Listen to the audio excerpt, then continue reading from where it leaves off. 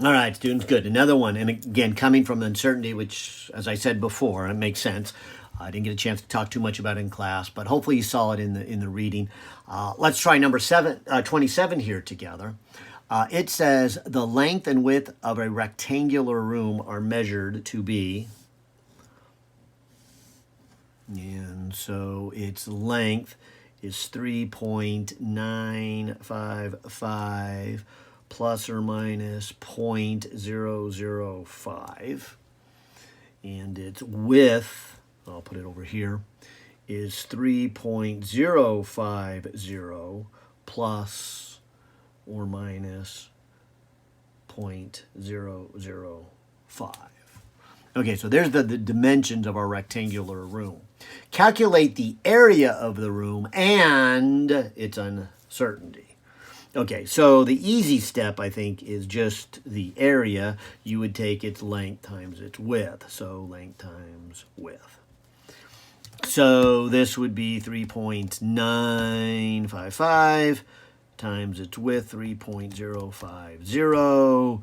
And I'll just say that it looks like we're looking at four significant figures, 12.06.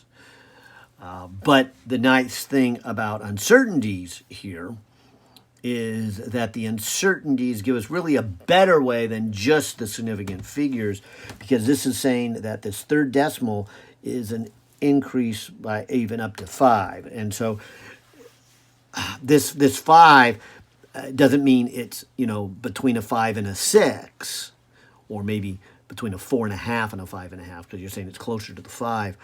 But it can be really all the way up until this one is a 6 or down to a 4. And so the nice thing about writing your unknowns in uncertainties instead of significant figs is you can define it with more accuracy or precision on how much is unknown than just sig figs by themselves. Anyways, that's not the point of this problem. The point of this problem, then, is to say, then you would do plus or minus what? How do you get the uncertainty? And as I've been saying, when you do multiplication or division, you add percentage uncertainties. Now, if you were just adding numbers, you would just add absolute. So adding and subtracting, you would just add the absolute errors. But multiplication or division, you would add the percentage uncertainty.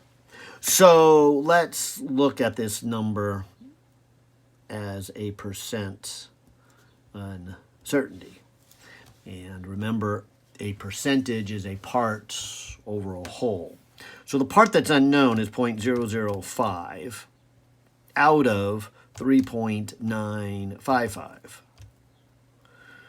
And making it a percentage, we'll multiply by 100. So this is point, and let me just do a little extra here, 1.26%. So that's the length. And so maybe I'll say L. Now the width is 3.050 plus or minus. And again, I need to convert this into a percentage. So it's the parts over the whole, 3.050. And then to make a percentage, multiply by 100.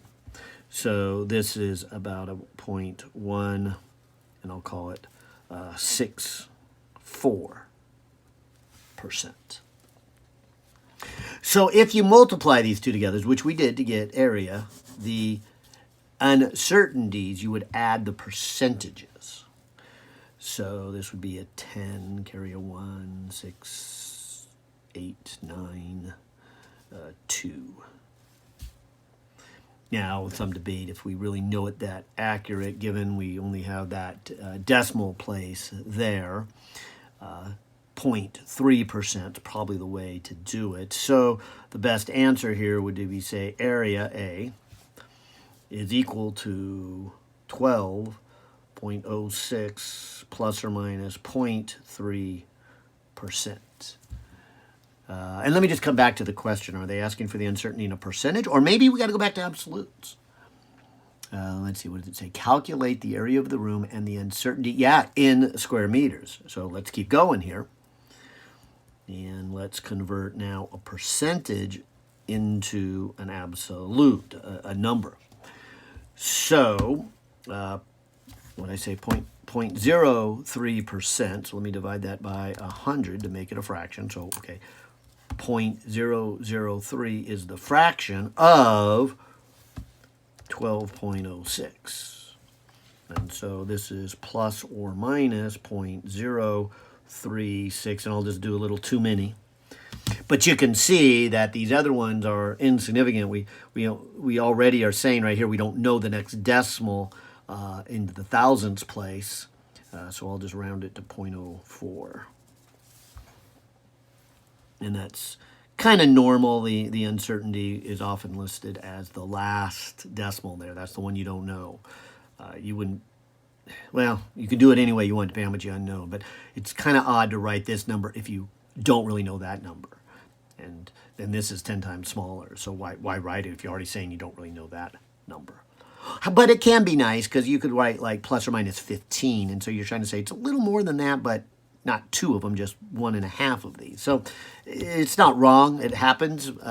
It just, to me, it's always kind of weird that you would have an uncertainty that in here that didn't match the last one here. Because what you were saying, you know that one, but it really just depends what you mean in your numbers here. All right, well, hope that one helps. That was a good one, actually, in terms of converting absolute into percentage and showing that you got to add percentage and then converting a percentage back to an absolute. So that was a number of steps, good steps, maybe hard steps here. But again, good problems to do in terms of just measurements in general. Haven't really got to physics yet. That's coming tomorrow. We'll start our kinematics tomorrow. Bye now.